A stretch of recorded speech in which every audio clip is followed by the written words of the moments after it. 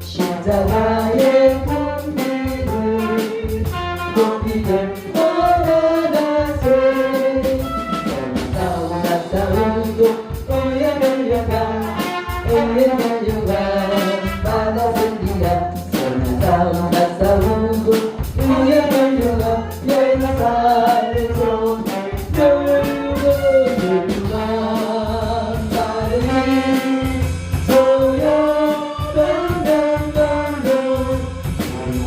마치는 날 올라가려가 열사를 손에서 나타나기 관세를 모든 게 줘버리고 섭리하신 주님과 손좀 나를 부르세 싸우고 올려 달려가 받아들이라 싸우고 올려 달려가 예루살렘 성에서 결국 열리가 하늘이 조용한 강건도 우리 싸움 마치는 날 올려 달려가 예루살렘 성에서 알려갈 길 나가고 싸움 모두 마친 날 주와 함께 기쁨을 용사들 나누리세 싸우고 올려달려가 받아들이라 싸우고 올려달려가 예루살렘 성에서 열유한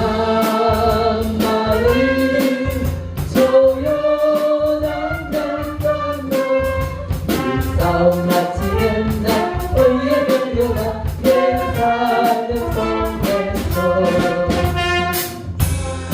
마라지는 가는 것 적거로지 않은가 우리 주님 걸어가신 길을 밝게 언걸음 주 예수와 날마다 우리는 걷겠네 어린아이 같던 우리 미련하고 약하다 주의 손에 걸리면 생명길로 가겠네 한 걸음 주 예수와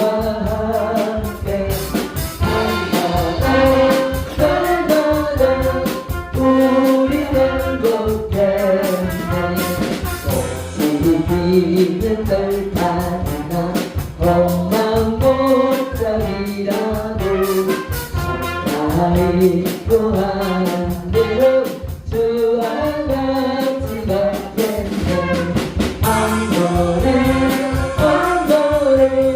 주 예수와 함께 우리는 걷겠네 손지에도 같이 우리를 또 천국에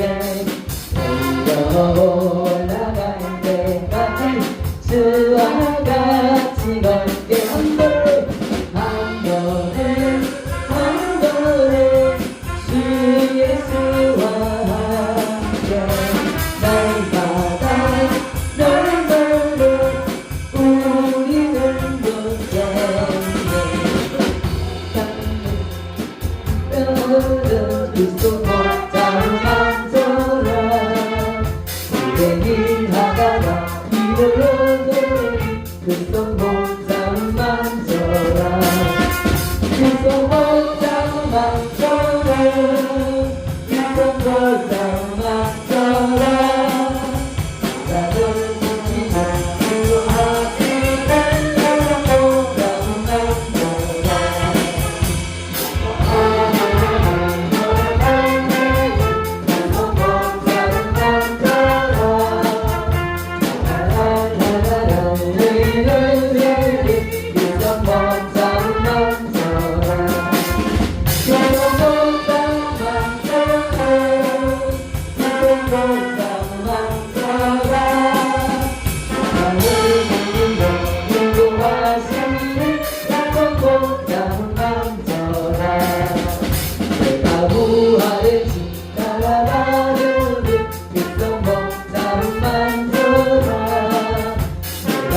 주 안에서 길이 살리라 그손 못잡은 만져라 그손 못잡은 만져라 그손 못잡은 만져라 날 부리며 인도하시니 그손 못잡은 만져라 너의 죄악의 누가 볼 때에 그손 못잡은 만져라 손 들고서 주를 보셔라 그손 못잡은 만져라 그손 못잡은 만져라 그손 못잡은 만져라 나를 지키며 인도하시는 그손 못잡은 만져라 은박지 내에 내 지금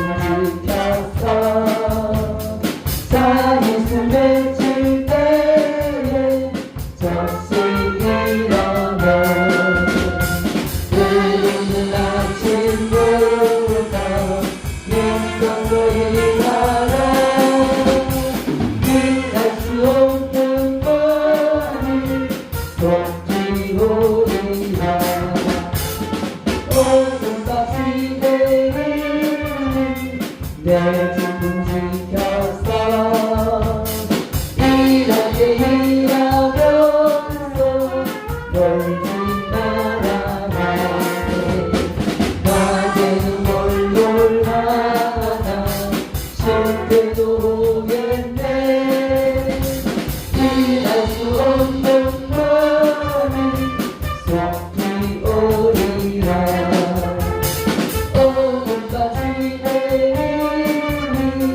내 지금 지켜서 지구들이 끈별에 인사를 하고 어디 살아줘서 오늘들여도 할 수만 있는 대로 힘써 일하라 도제함을 받아도 안 오는 기쁨에 아예할 수 없어서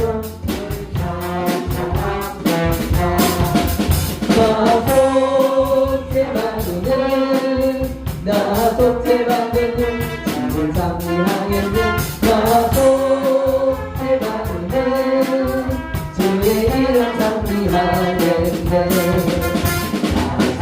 속죄함을 받은 내 마음이 새로워 믿어져 내 마음속 새 길을 버리네 나 속죄받는 나 속죄받는 주를 상리하겠네 나 속죄받는 주의 이름 상리하겠네 속죄함을 받은 성령이 오셔서 하나님 나눠낸 것을 곧 전도합니다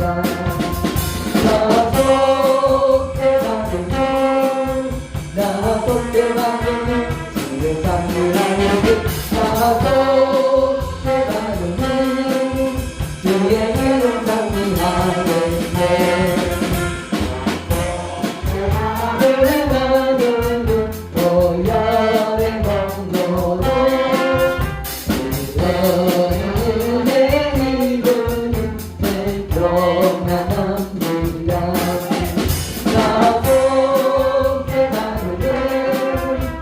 나손에 박여도 저는 상기하는 나손에 박여도 주에게는 상기하는데 이 앞에 세상에 번져나가나 다 지놓고 나는 몰랐네 동대로 용서해 오만 세상에 여전히 뜨거운지 이제야 하네 물속에라도 들어가서 물속에라도 들어가서 세상에 널리던 주의 사랑을 박자를 살려준 주님 말씀에 절대 그날이 무너져 가운데 하늘이여 일어나 내 손을 잡고 나오고 모르고 박지라 하네 물속에라도 들어갔어 물속에라도 들어갔어 세상에 열리던 주의 사랑이 곳곳아 엎드기 오르신 예수 십자가의 끈이 찾아 부르네 높이 올라간 산 이걸 맺고 십자가 내라리고 끝내 이 길이 물속에라도 들어가서 물속에라도 들어가서 세상에 알리던 주의 사랑을 이기는 예수의 사랑 안에서 주님의 십자가 따라 생명을 갖지 않느냐 복음의 불길 오는 것 너같이 일어나려라 영광의 주님의 나라 나같이 장렬하는 성령 성령의 성령을 위한 성령의 성령을 위한 엄청난 생의 만방에 거치다 성령의 물결 성령의 성령을 위한 성령의 성령을 위한 엄청난 생의 만방에 거치다 성령의 물결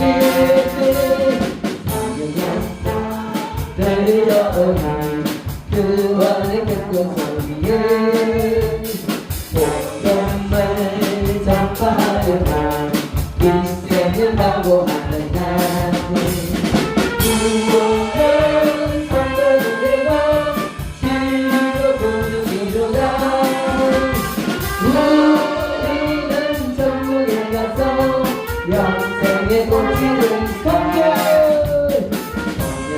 성령의 성령이야 성령의 성령을 불러 엄청난 생의 만방에 퍼지다 성령의 불길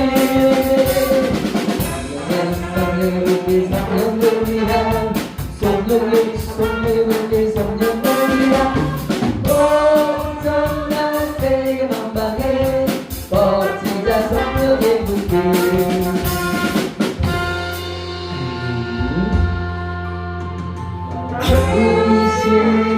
나의 사랑이 내가 주로 믿으니 우리 주의 이름을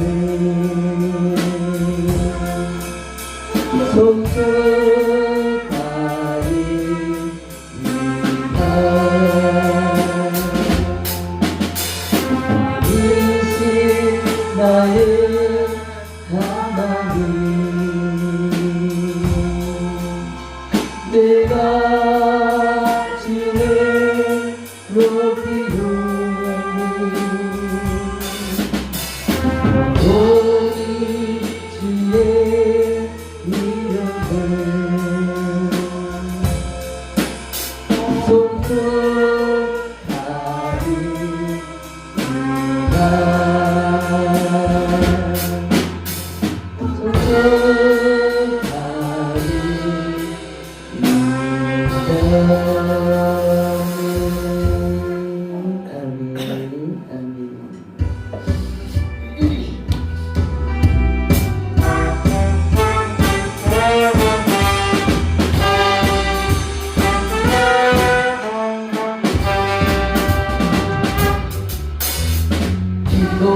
우리 마음 밝혀주고 기도하자 우리 마음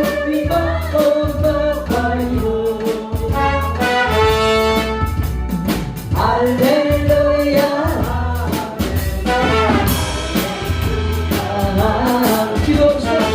기도하자 우리 마음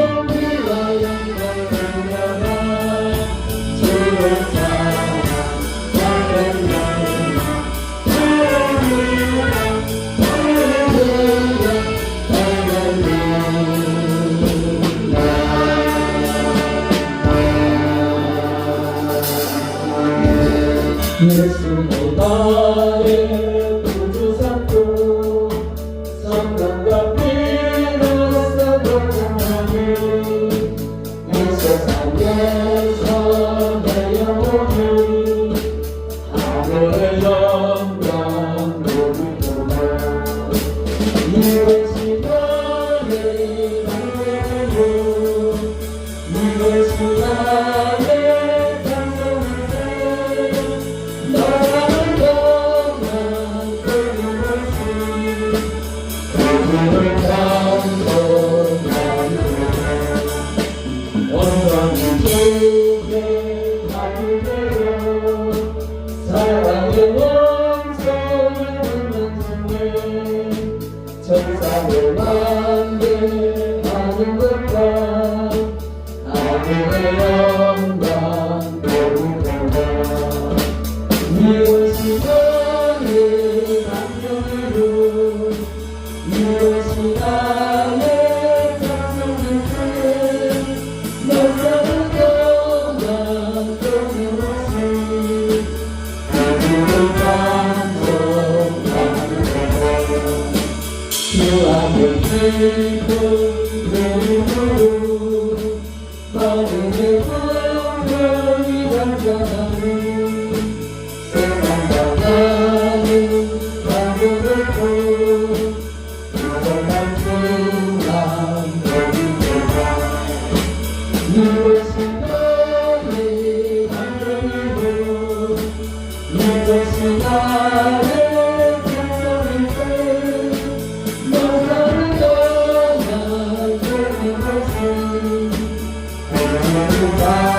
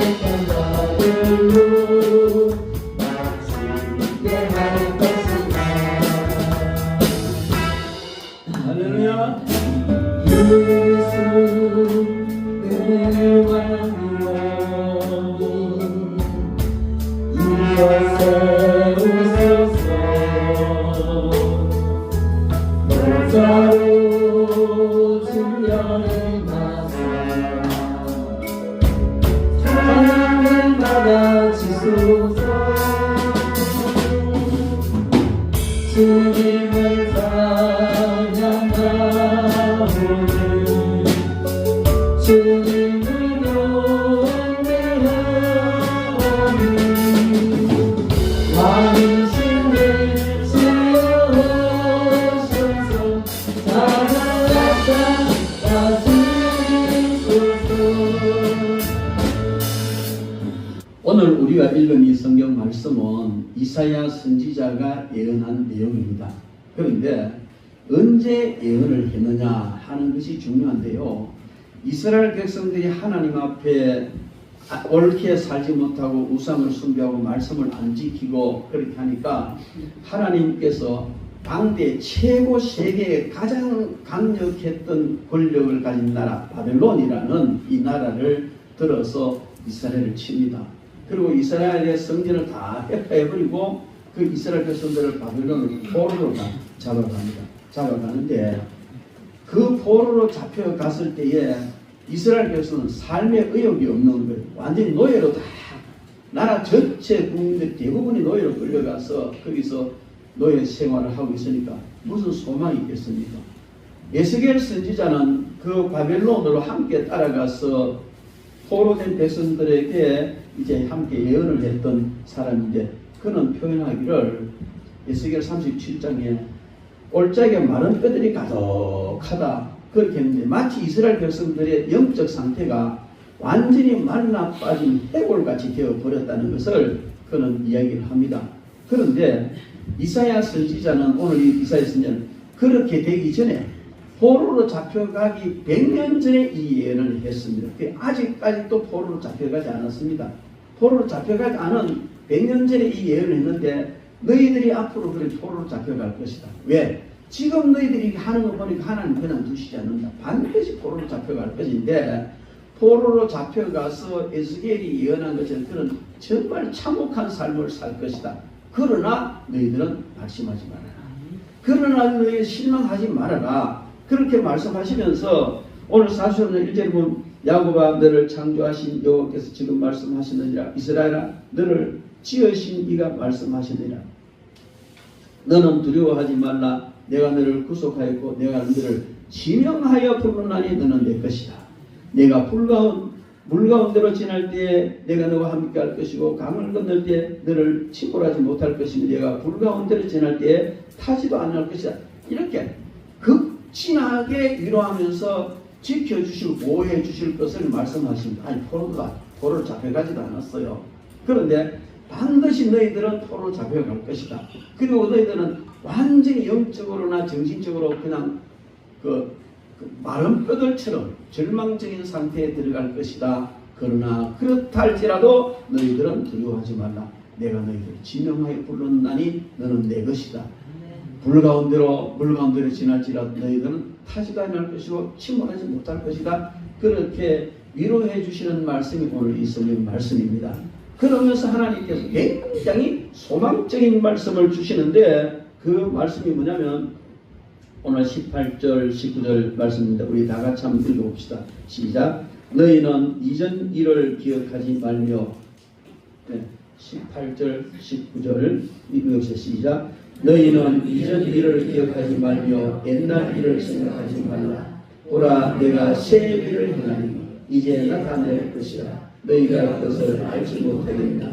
반드시 내가 광야의 길을 사망의 강을 내리니. 이렇게 이야기하고 그래서 하나님이 위로하시는 것으로 끝나는 것이 아니고 반드시 그 외에 너희들이 위로를 받을 수 있는 내가 새 일을 행하기 때문이다. 그러니 너희들은 이전에 죄지었던 거 포로로 잡혀와서 그렇게 70년 동안 노예 생활을 이런 다 기억하지 말아라. 내가 새 일을 행할 때에 너희들은 소망 중에 나타날 것인데 북쪽에게 동쪽에게 남쪽에게 내 백성들 내놔라. 포로를 잡지 마라. 그래서 전부 다 다시 회복해서 이스라엘로 돌아오게 할 것이라고 예언하신 것인데 당시 실질적으로 이제 에레미야 선지자 시대에 이 바벨론이 들어와서 다 포로를 해갑니다. 포로를 해가 다 잡혀갔는데 실질적으로 당시의 형편은요, 이 바벨론이 얼마나 세력이 강한지 애국을 대한 이 이집트죠. 그 당시에 보면 이집트는 이 이스라엘 남쪽에서 세력을 일으키고 바벨론은 저 위쪽에서 나중에 아수르 세력이 일으키고 양사방주에 전부 강대국인데 마치 지금 우리나라와 비슷해요. 강대국인데 서로 강대국끼리 전쟁을 하는 거예요.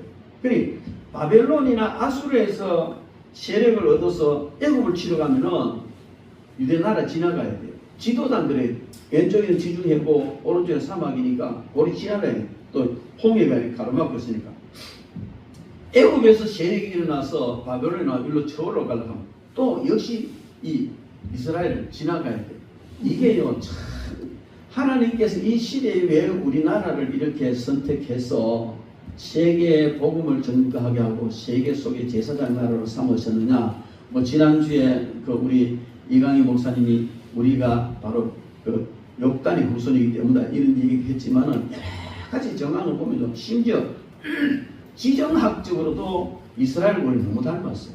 우리도 노일 전쟁 책임을 지고 일본에서 세력이 일어나서 소련이나 러시아나 저 청나라 중국을 쳐들어가려고 우리나라를 거쳐야 되고 그 세력이 일어나서 일본 쳐들어가려고 우리나라를 거쳐야 되고 그래서 맨날 우리나라는 외세를 침략한 적은 없고 맨날 외세가 지나가는 한국에 마치 복싱 링처럼 우리가 이용당하고 그래서 많은 어려움과 고통을 당한 민족이 우리 민족이 그러니까 그런 과정을 통해서 우리는 더 강해졌고 지금 세계에서 얼마나 막강한 그런 기술력과 군사력을 가지고 있는 나라가 되었습니까?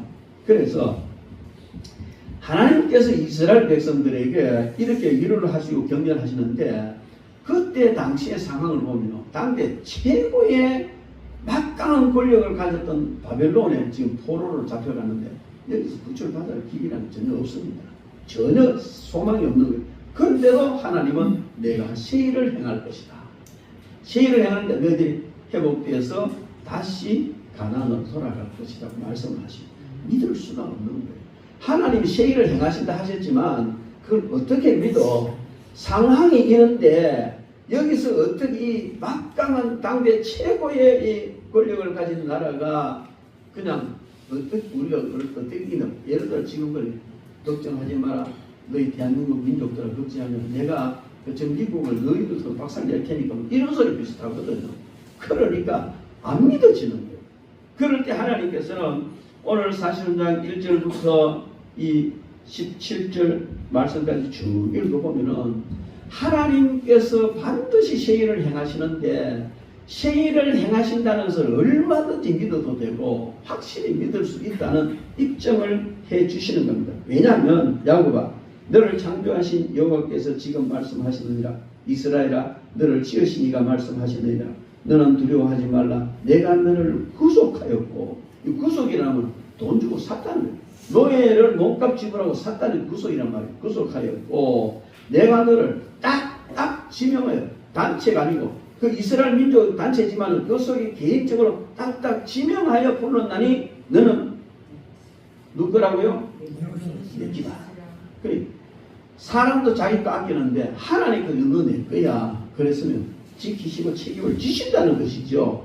그리고 물 가운데로 지날 때 내가 너와 함께 할 것이다. 하나님이 함께 하신다는 강을 건널 때 물이 너를 침몰하지 못할 것이며 내가 불 가운데 지날 때 타지 아니할 것이요 불꽃이 너를 가르지도 못하리라. 사실 이대로 이루어졌어요.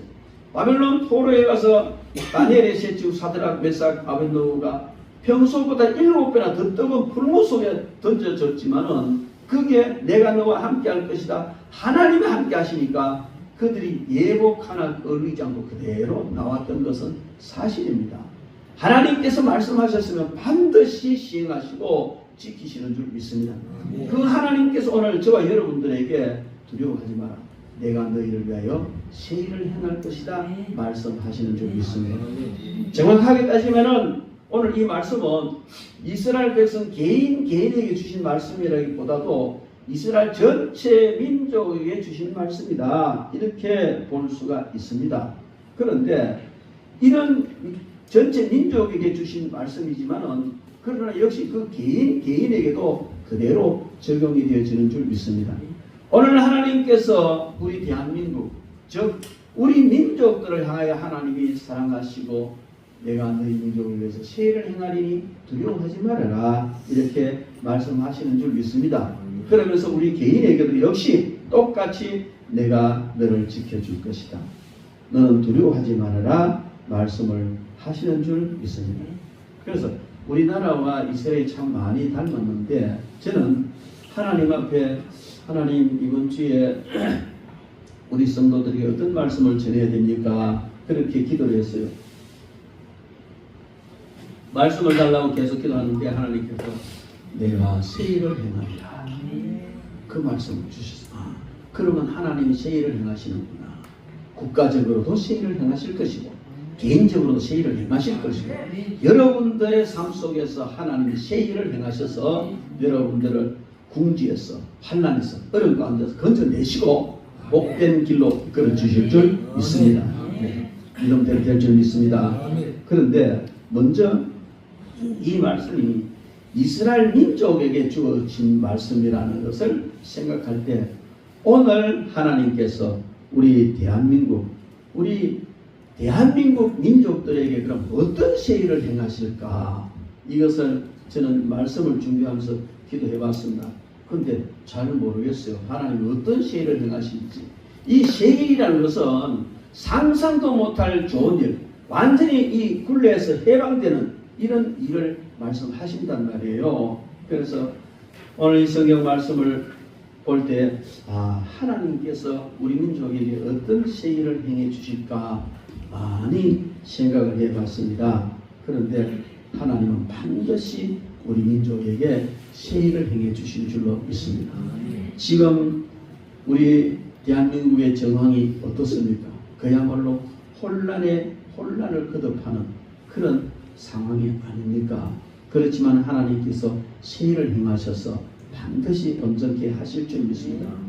미국에는 트럼프라는 오직 자국주의, 자기 나라의 백성들과 자기 나라의 이득만 취하겠다는 자국 우선주의 대통령이 나타나가지고 세계를 지금 급박하고 있잖아요. 물론 그분이 그냥 하나님을 제대로 믿는 사람이기 때문에 저는 굉장히 좋아해요. 경제정책 외에는 제가 굉장히 좋아해요. 그동안에 지난 회기 동안요, 그 정부의 공적 예배에서 기도를 마치고 예수님 이름으로 기도합니다 말고 이상한 것들 이름으로 기도하고 들어보면 참 기가 막히는 시절 많이. 그리고 게이라든지 여러 가지 이런 법들이요 그냥 무지막지하게 통과되어지고 그렇게 됐어요. 제 후배 하나가 그 미국에 있다가 왔는데 자기 교회 집사님이 빵집을 한대요. 근데 게이들이 잔치를 하는데 결혼식을 하는데 그 동성애자들이 결혼식을 하는데 케이크를 만들어 달라.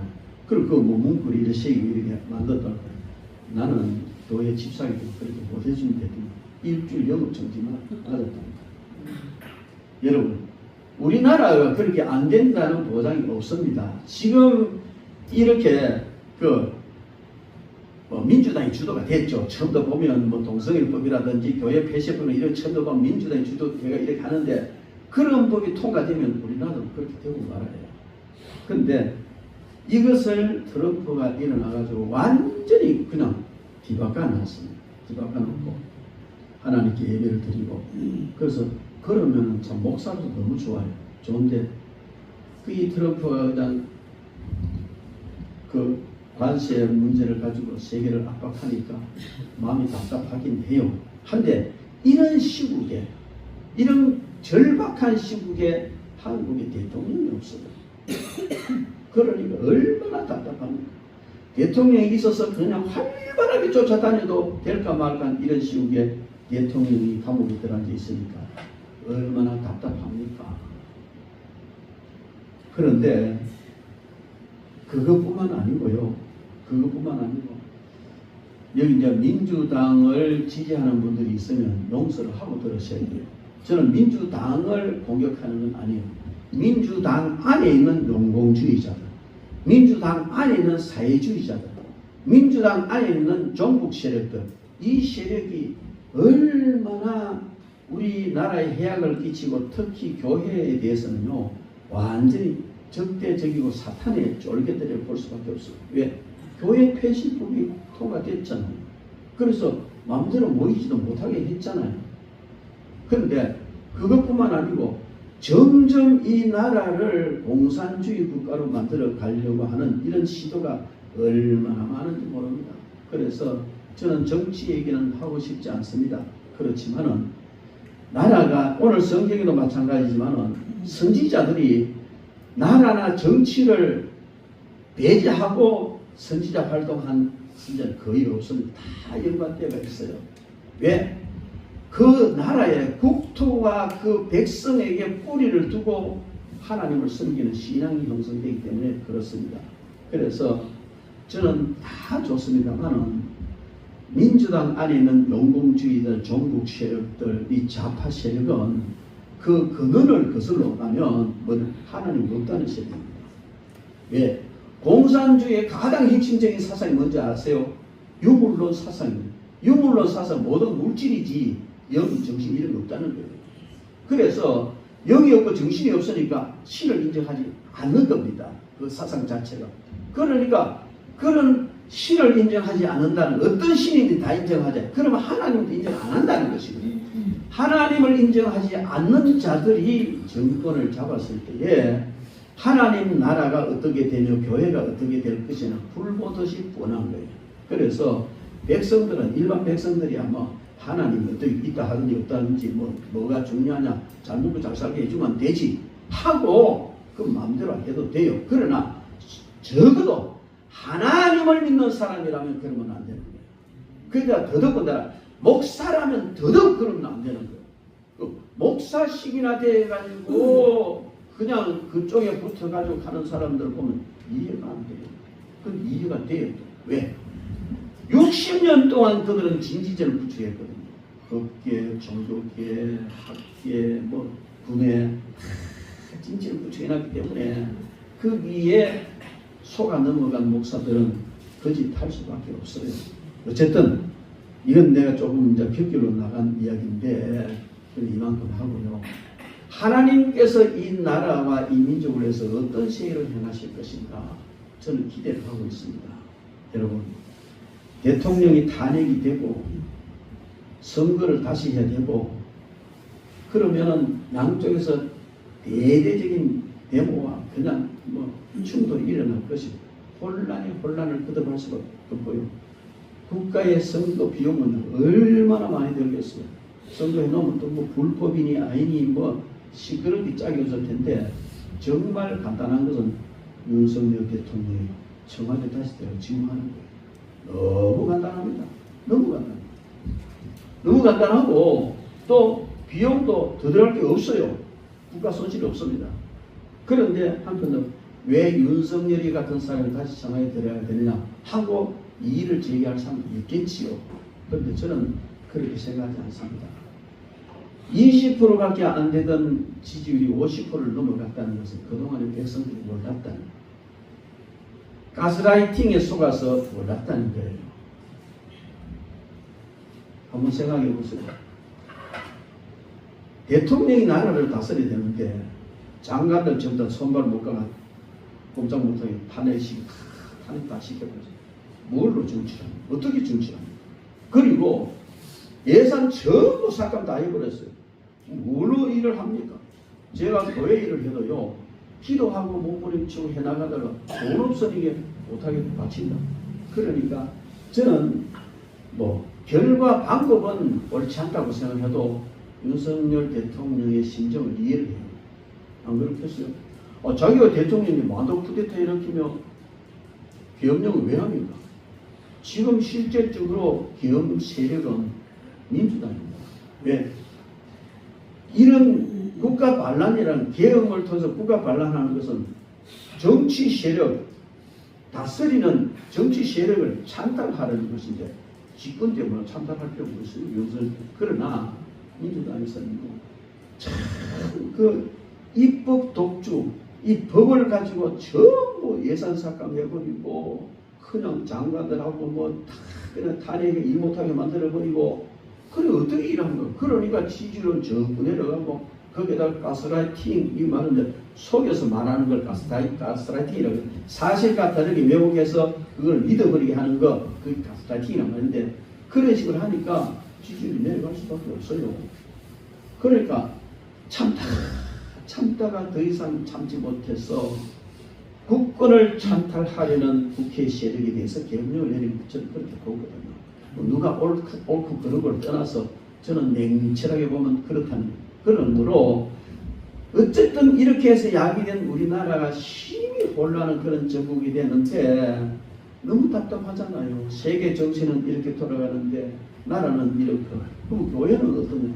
교회는 교회대로 성도들이 성도답지 못하고 너무 예배도 대충 드리고 하니까 하나님께서 그냥 코로나를 보내가 막 교회 문을 시리면 쳐닫아 버리게 했잖아요.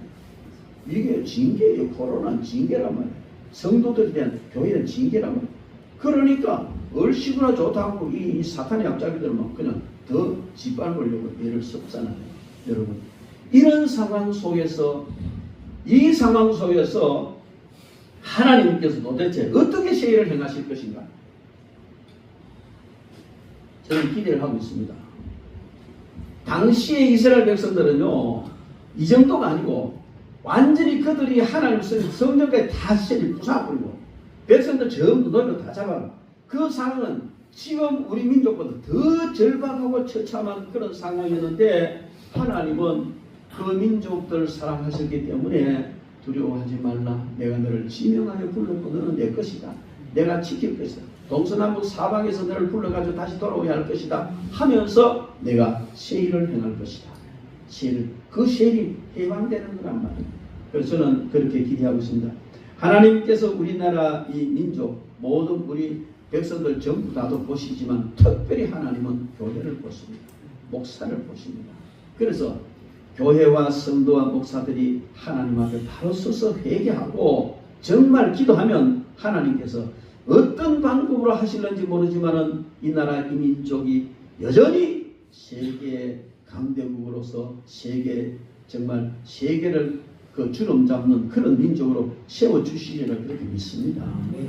이 민족이 하는 일이요 선교 최고 최대 국가입니다. 지금 미국이 쇠퇴해져가지고 선교사 제대로 안 보내든 그 큰 땅에서 보내는 선교사 못지않게 요 작은 나라 세계지도 펴놓으면 있는지 없는지 모르는 요 나라에서요 선교사 세계 최1위로 파송하고 있습니다. 물론 양적으로는 아니지만 질적으로 그래요. 그리고 세계 복음을 위해서 지금 얼마나 많은 사람들이 노력하고 있습니까? 이런 대한민국 교회를 하나님 결코 버리시지 않습니다. 제가 그 교회 자립 진흥문이라는 것을 만들었어요. 그래서 개척교회마다 어려운 개척교회마다 매월 30명씩 30만 원씩 목회자 지원을 했는데 제가 하는 것이 아니고 조합에서 협력을 해서 그걸 하고 있습니다. 그 왜 30만 원 주느냐? 매일 만 원씩 주는 매일 만 원씩. 신방 다니다 택시 가서 한번 타고 점심을 한 그릇 사먹든지 신방 갈 때 그냥 화장실 하나 사가라고 매일 만 원씩 주면 한 달에 30만 원. 그거를 지금요 60교회를 지원해 주고 있습니다. 조합에서 하지만 그런데요 너무 안타까운 것은 이거 지원해 주면 이 의도를 따라서 그것까지 열심히 전도하고 이렇게 해야 되는데 그걸 안 하고 더 봉돈 생겼네. 이런 생각을 가지고 살아가는 목사들이 있어요. 얼마나 속 터진지 모르겠어요. 그런데요 더 답답한 것은요 지금 우리가 동남아라든지 아프리카 많은 선교사 보내고 있잖아요. 우간다 같은 데 이런 우간다 같은 데는요 20만 원만 주면 최고의 목회자를 쓴다는 거예요. 우리나라 돈 20만 원 주면 그 나라에서 최고 1流급 교회 지도자를 쓸 수 있다는 거예요. 그걸 못하는 거예요. 그러면 30만 원 주면 끝난 거예요. 그런데 왜 그런 데 가서 도 없지 그냥 호소문이 닦아 해가지고 뭐 껌좋냐는 식으로 하는 이런 자들을 왜 도와줄 것이냐. 그래도 저는 이쪽이 도와줍니다. 왜냐하면요 한국 교회가 살아야 세계 선교도 있고 세계 교회가 삽니다. 얼마 전에 말씀을 드렸습니다만 우리나라의 최초의 선교자 토마스 선교사는 대동강변에서 피를 뿌려서 이 나라에 복음의 걸음을 넣은 너무나 훌륭한 분. 그분이 영국 분이에요. 그런데 그분의 모교회, 그 영국 그분의 모교회가 교회가 허물어져서 비가 세고 노인들 몇이 앉아있고 이런 상황이라는 것이 방송에 나왔어요. 말이 됩니까? 그래서 그 방송이 나오고 난 뒤에 많은 사람이 부분에서 뭐 정리를 잘 했다는 얘기를 들었습니다만 저도 마음이 아팠습니다. 그런데 여러분, 그게 영국의 이야기이겠습니까? 우리나라도 마찬가지예요. 우리가 하나님의 바로 서지 않으면 우리나라 교회들이 다 쇠락합니다. 코로나 때 얼마나 많은 게 사라졌습니다. 지금도요, 비신비신한 교회가 많습니다. 그래서 박 목사하고 전국에 집회 다니면서 미자립 교회가 70~80%인데 미자립 교회를 도와주는 이 사명을 강하게 주셨거든요. 그래서 그걸 왜 지금까지 몸부림쳐 왔는데 이제 아마 결실을 하는 것 같아요. 하나하나 해서 아름다운 결실 내고 미자립 교회 도와주면 거기서 이제 자립한 교회가 또다시 여기에 교회 자립 진흥에 헌금을 하고 도와라. 그래서 이렇게 불켜서 한국의 미자립 교회가 정말 적어지는 일을 하나님께서 맡기셨거든요. 그래서 여러분, 하나님이 저에게 맡긴 일이 참 중요한 일이 너무 많습니다.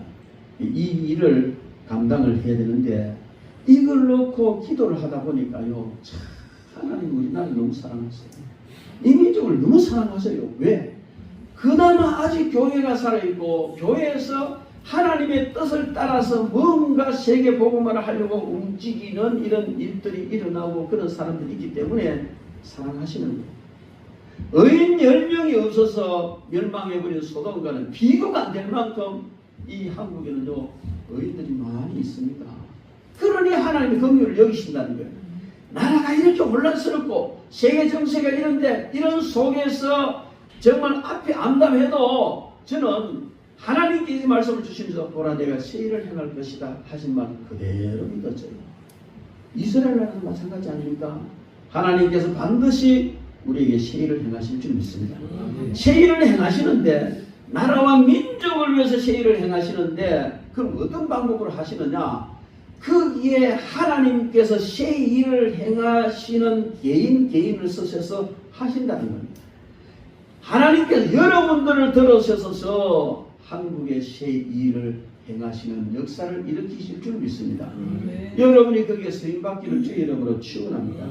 그래서 우리는요, 지금 정말 하나님이 새 일을 행하시겠다 하셨으니까 우리는 새 일을 바라보며 나가야 될 줄 믿습니다. 이 말씀을 하시면서 하나님은 어떻게 말씀하십니까? 오늘 14절 이하에 보면 너희의 구속자요 이스라엘의 거룩한 이 여호와가 말하노라 너희를 위해 네가 바벨론에 사람을 보내어 모든 갈대아 사람에게 자기들이 연락하던 배를 타고 도망해 내려가게 하리라. 사실 그랬어요. 바벨론이 망할 때요, 유람선 띄워놓고 하는 전부 그냥 뭐 도망을 치고 난리가 여기 그대로 요 성경 말씀 그대로 그때 이루어졌던 것을 우리가 압니다. 그리고 오늘 18절 말씀에 새 일을 행하리라고 말씀하시기 전에 너희는 이전 일을 기억하지 말며 옛날 일을 생각하지 말아라. 내가 새 일을 행할 테니 너희는 이전 일을 기억하지도 말고 옛날 일을 생각지도 말아라. 이렇게 말씀하신데 과거에 잘못했던 과거에 너무 고통스럽던 그 과거에 얽매여 있지 말아라. 내가 새 일을 행할 텐데 너희도 새 마음으로 새롭게 출발하라. 이 말씀인 줄 믿습니다.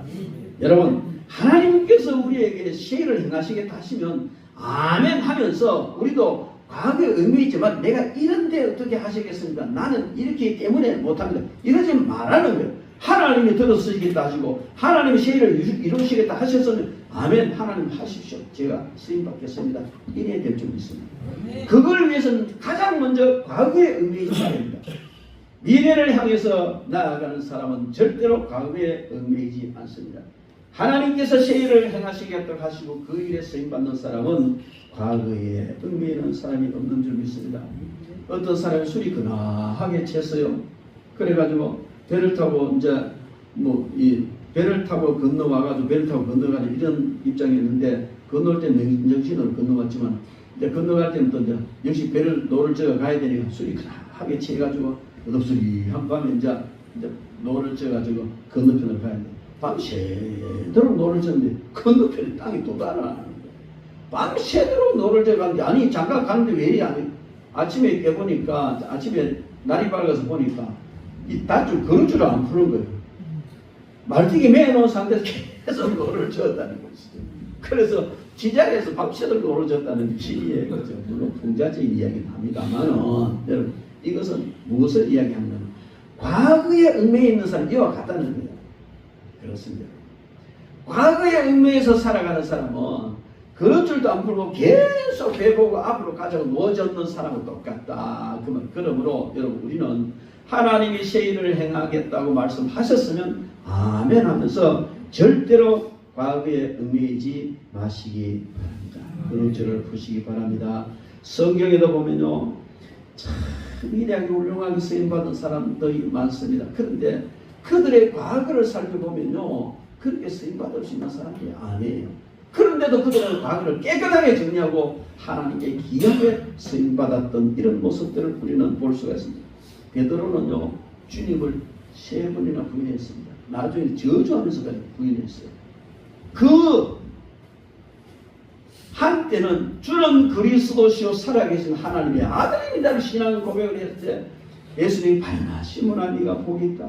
이것을 알게 하니 혈육이 아니고 하늘에게 내 아버지께서 깨닫게 해주셨던 극구 칭찬하시면서 네 신앙 고백 위에 내가 내 교회를 세우겠다고 하셨던 그 베드로가 예수님 모른다고 3번이나 저주하면서까지 부인해버렸죠. 이 실수가 얼마나 큰 실수입니까? 씻을 수 없는 실수예요. 예수님 그대로 뭐 그냥 십자가에 못 박고 돌아가 버렸다면 또 모르겠지만 다시 살아나셨잖아요. 그 앞에 나타나셨잖아요. 얼마나 부끄럽겠습니까? 몸둘 바를 모르는 삶이었지만 그러나 그는 과거의 얽매여 있지 않고 하나님 앞에 쓰임받음으로 그를 통해서 많은 기적적인 역사가 일어났던 것을 우리는 잘 알고 있습니다. 바울은 성령 충만한 스데반을 돌로 쳐 죽이는데 적인이 되었습니다. 이 사람은 돌에 맞아 죽어도 옳다. 옷을 딱 벗어. 만약에 억울하게 죽었으면 내가 책임질게 하던 이런 정의를 썼던 그 바울인데 나중에 그가 예수님을 믿었어요. 돌이켜보면 초대교회에 그렇게 훌륭한 스데반 집사님을 돌로 쳐주는 정의를 썼던 그가 무슨 낯짝으로 나가서 내가 사도네 하고 그냥 내가 사도인데 하고 복음을 전하겠습니까? 과거에 얽매인다면 그는 그럴 수 없어. 그러나 그는 그 과거를 깨끗하게 정리해버리고 대사도로 세계 선교의 초석을 놓는 그런 위대한 일을 했던 것을 우리는 봅니다. 아브라함은요 부인을 누이동생을 2명이나 속여가지고 마누라 뺏길 뻔하고요 얼마나 비겁합니다. 자기 살겠다고 아내를 못하고 누이동생에게 했다고 그런 부끄러운 과거가 있지만 그러나 그에 얽매이지 않고 그는요 믿음의 조상이 되었습니다. 믿음의 아버지가 됐습니다. 뿐만 아니고 야곱은 아버지와 형을 속이고요 정말 그 자녀들에게도 자기가 속아가지고 얼마나 처참한 고통을 당해서 그렇게 아끼던 아들이 짐승아니 무릎 뜯겨 죽었다고 하고 그 쓰라리와 그것도 누가 그러죠? 자식들이 그렇게 자기를 모함하고 거짓말해가 그렇게 고통스럽게 자기를 비참하게 만들었는데 그러나 그는 과거에 집착하지 않고 과거에 얽매이지 않았기 때문에 이스라엘이 된 거예요. 큰 축복을 받는 사람이 된 줄로 믿습니다. 모세도 마찬가지입니다. 이집트인을 쳐 죽인 살인자였습니다. 유대인으로서는 도저히 해서는 이방 여인과 결혼한 사람입니다. 이런저런 부끄러운 과거에 매여 있지만 그는요 이스라엘 백성들을 출애굽시켜서 가나안을 인도하는 대지도자가 되었습니다. 다윗은 어떻습니까? 얼마나 간교하고 정말 악한지 그 부하의 아내를 간음을 하고 취해가지고 그게 들킬까봐 부하를 저 전쟁터에 밀어넣고 너 살짝 빠져나와봐라 해가지고 죽게 만든 살인죄를 보면 등등 여러 가지 악을 행했지만은 그런 과거에 얽매이지 않고 그런 미련한 성분이 된 줄이 있습니다. 오늘날까지 이스라엘 백성들이요 다윗을 얼마나 귀한 성분 군주로 생각하지 하는지 여러분 그렇습니다. 사탄은요 우리에게 미혹합니다. 하나님이 세일을 행하는데 니 같은 거 데리고 세일을 행하겠나? 그 뭔가 좀 신앙생활 제대로 하고 들고 설만 해야 들고 쓰지 하나님은 니 같은 거 쓰겠냐? 요렇게 우리에게 미혹한다. 그럴 때 우리는 아멘 하면 안 됩니다. 그따가 아멘 해보고 가을에 얽매이고 쓰임받을 수 그때는 어떻게 하냐? 어떻게 되죠? 옳지. 사탄아 물러가라. 주님이 나를 얼마나 사랑하실지 모르는데 그렇게 하고 사탄을 물리쳐버리고 승리하시기 바랍니다. 고린도후서 5장 17절 그런즉 누구든지 그리스도 안에 있으면 새로운 피조물이라 이전 것은 지나갔으니 보라 새 것이 되었다. 제가 이것을요 경상도 말로 이제는 색이다. 건기 아니고 색이다. 예, 옆에 분들이 이야기 당신은 색입니다. 그러니까 아닙니다. 과거 지나갔어요. 새 것이란 말이에요. 새 것. 그러므로 우리는 얼마든지 귀하게 쓰임받을 수 있는 줄 믿습니다. 이사야 65장 17절에 보면 보라 내가 새 하늘과 새 땅을 창조하니 이전 것은 기억되거나 마음에 생각나지 않을 것이나 하나님이요 새 하늘과 새 땅 창조해서 우리를 그 살게 하면 이전 것 기억나거나 생각지 않게 하신다. 그렇게 말씀을 하셨습니다. 그러므로 우리는요 과거에 얽매이지 말아야 됩니다. 과거에 잘한 것에 얽매이면 교만해져. 과거에 잘못한 것에 얽매이면 기가 죽어가지고 일을 하지 못해요. 그래서 우리 지난강은 다 물리쳐 버려야 될 줄 믿습니다. 잘못이 있다면 회개하면 될 것이고요. 잘한 것이 있다면 하나님께 영광을 올리면 되는 줄 믿습니다. 요한일서 1장 9절 우리가 우리 죄를 자백하면 이는 미쁘시고 의로우사 우리 죄를 사하신 모든 불의에서 우리를 깨끗하게 하셨습니다. 우리가 잘못한 게 있다면 그냥 회개하면 돼요. 자백하면 돼요. 잘못했는 거에 눌려 있으면요 절대로 안 되는 거예요. 자백하면 되는 줄 믿습니다. 어떤 부잣집에 이 주인이 너무너무 아끼는 고려청자급 도자기가 있었어요. 그런데 아버지가 어디 출타고 나간 사이에 그 사이에 아들이 놀다가 그걸 덮어 깨버렸어요. 그러니까 그 집 할매가 아이고 도련님이 큰일 저질렀네요 하고 전부 깨끗하게 정리해가지고 포안하게 혼자 갖다 내비를 부어 입석 닦고 있는 거예요. 근데 아버지가 돌아오니 청자가 없잖아. 이 청자 어디 갔어? 모르겠는데요. 다 그냥 입석 닦는 거예요. 근데 문제는 여기서 발생한 거예요. 어느 날 집에 아무도 없는데 이 하녀가 도련님 이리 와보세요. 요거 좀 하세요. 기가 막히잖아. 하녀가 도련님한테 종처럼 부려먹는 거예요. 요거 해라 저거 해라 지 할 일 전부 저거지고. 그러니까 내가 왜 얘기해? 도자기. 그럼 할 말이 없는 거야. 아버지가 이거 맞췄네 그지? 도자기. 그러니까 온갖 일 다 시키 먹다가 말하면 독하면 알았어.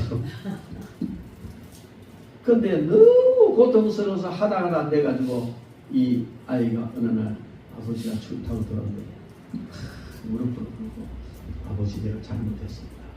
없어진 도자기 사실 내가 깼고 둘이 같이 해가 치웠습니다.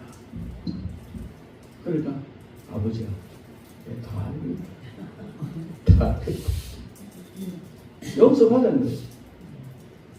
근데 그 다음날 하녀가 이거 이리 와봐 이거 좀 해. 네. 도가 이랬단 말이야. 도자기 위에 다 하거든요. 네. 용서 받았으니까. 여러분 그렇습니다. 우리가 죄를 짓고 회개하지 않으면 마귀가 도자기란.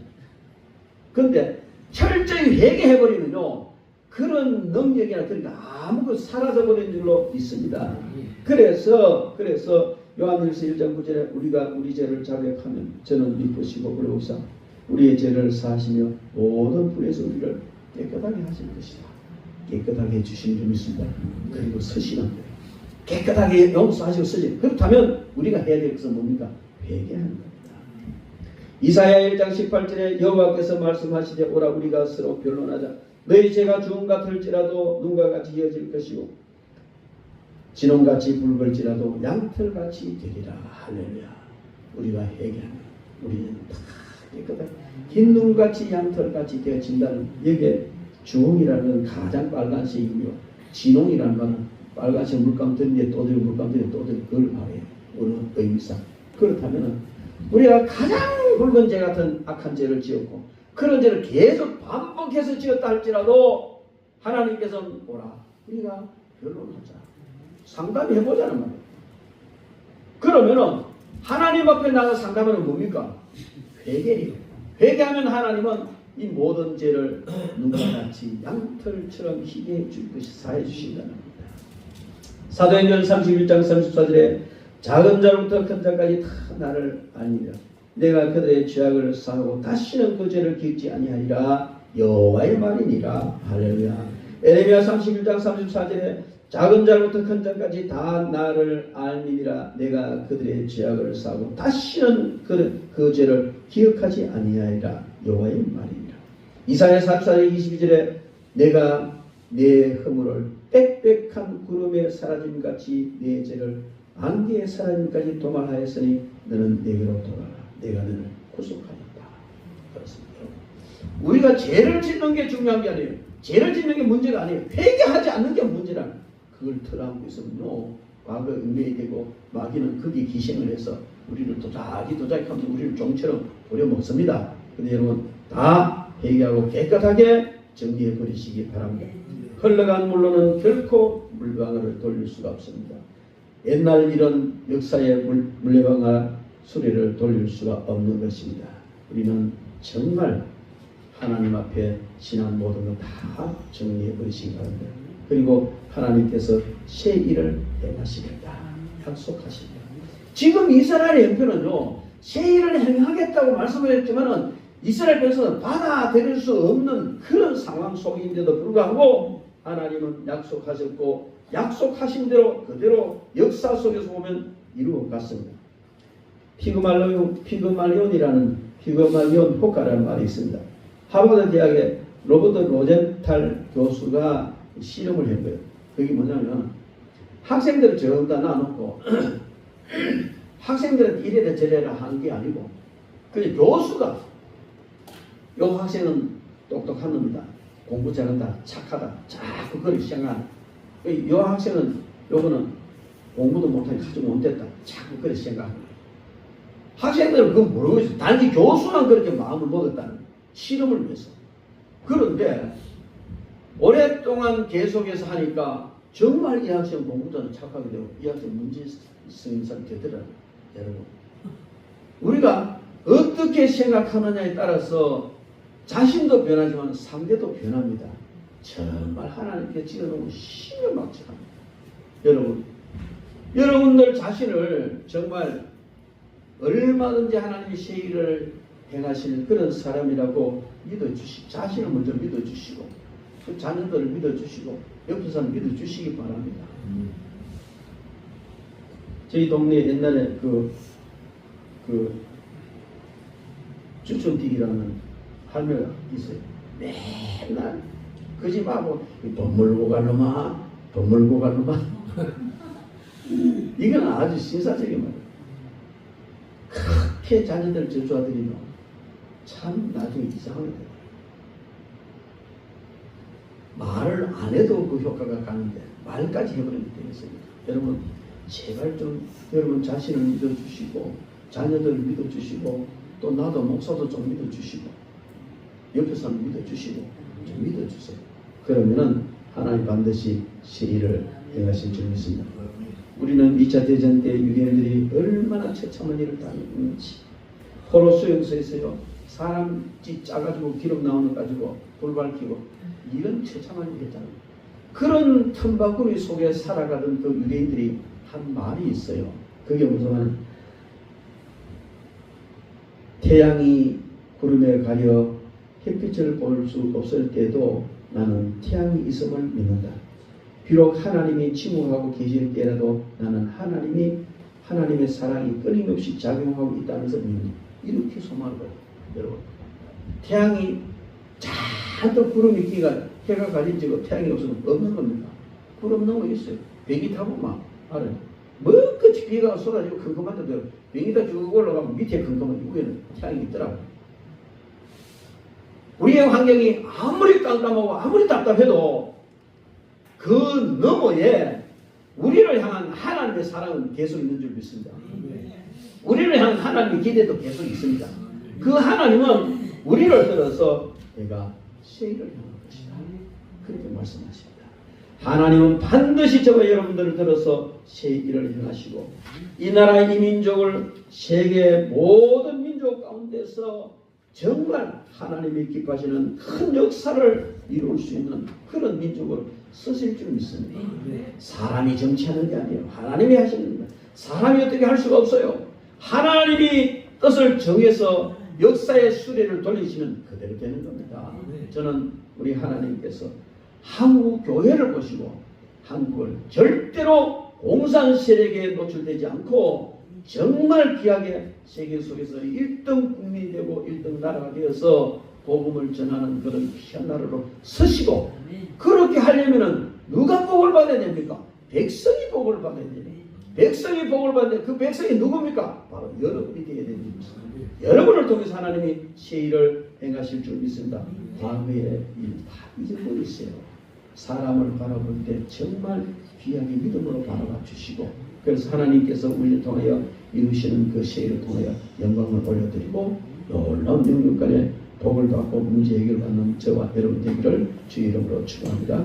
기도하겠습니다.